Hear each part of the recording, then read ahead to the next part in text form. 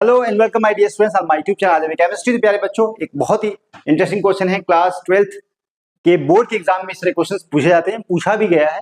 और यहाँ पे आपको बताना है feasibility of the following electrochemical cell, जो यहाँ पे सेल रिएक्शन है और यहाँ पे इलेक्ट्रोकेमिकल सेल रिएक्शन है, और यहाँ पे जो फिजिबिलिटी के बारे में बताना है कि यहाँ पे रिएक्शन पॉसिबल है या नहीं है।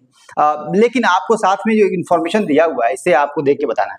यहाँ पे जो ई नॉट की वैल्यू ये स्टैंडर्ड यहाँ पे कह सकते हैं कि यहाँ पे ऑक्सीडेशन हो रहा है, ऑक्सीडेशन पोटेंशियल वाले मेंशन कर रही है। यहाँ पे देखें तो कॉपर +0 से +2 में जा रहा है, यहाँ भी ऑक्सीडेशन पोटेंशियल है। तो यहाँ पे हमको पता है कि जब हम सेल का जो पोटेंशियल है कैसे निकालते हैं, तो सेल का पोटेंशियल निकालने के लिए क्या करते हैं हम लोग कि ई नॉट अगर सेल निकाल रहे हैं तो हम क्या करते हैं, राइट माइनस लेफ्ट करते हैं। और यहाँ पे जो पोटेंशियल होता है आपको पता है रिडक्शन पोटेंशियल के फॉर्म में होता है, लेकिन यहाँ पे जो पोटेंशियल है ऑक्सीडेशन पोटेंशियल मेंशन कर रखा है।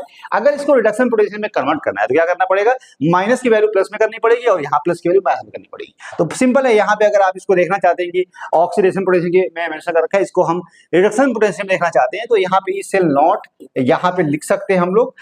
यहाँ पे देखें तो राइट, यहाँ पता है एनोड है, ये एनोड होता है, एनोड होता है, और ये क्या होता है, कैथोड होता है बेटा। यहाँ पे रिडक्शन होता है, यहाँ ऑक्सीडेशन होता है। Right minus left, cathode minus anode होता है, यहाँ पे लिख सकते हो कैथोड और माइनस एनोड, और इसका डिफरेंस करोगे बेटा तो आपको आंसर मिलेगा। अब आंसर में क्या मिलेगा, इस सेल की जो नॉट की वैल्यू कितनी आएगी, इस सेल नॉट की वैल्यू आएगी यहाँ पे आप देखेंगे तो कैथोड की बात करें तो कैथोड आपको कितना है, यहाँ पे माइनस जो कि ये है लेकिन ये प्लस में हो जाएगा, क्या हो जाएगा -0.34 क्यू, और यहाँ पे माइनस जो कि प्लस में हो जाएगा तो यहाँ 0.8, और यहाँ पे तकरीबन 46 आएगा, 0.46 आएगी वैल्यू, लेकिन यहाँ पे नेगेटिव में आएगी। क्या आएगी, यहाँ पे वैल्यू नेगेटिव में आएगी। एक बात बहुत इंपॉर्टेंट है जो कि आपको बता देते हैं। फिजिबिलिटी अगर चेक करनी है तो एक बहुत इंपॉर्टेंट फॉर्मूला है जिसके बारे में पता होना चाहिए। डेल्टा जो जी होता है, डेल्टा इसको -NFE0 होता है, और यहाँ पे फॉर्मूला यूज करके आप बता सकते हैं कि कोई भी इलेक्ट्रोकेमिकल रिएक्शन है या कोई भी केमिस्ट्री में केमिकल रिएक्शन होती है वो फिजिबल है या नहीं है।